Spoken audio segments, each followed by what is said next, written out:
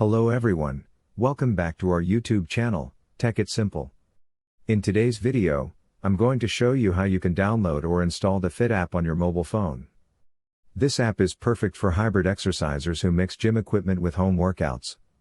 So, to download it, firstly make sure your device is connected to stable internet. Now, open the App Store or Play Store and in the search bar, type in Fiit. As you can see, the application in the first option, Fiit Work and Fitness Plans. Click on the app and over here, click on the download arrow to download it. It might take some time to get downloaded depending upon the internet connection.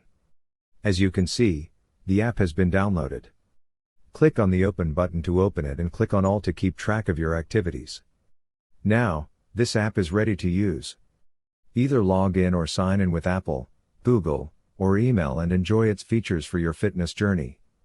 So, that's all for this video.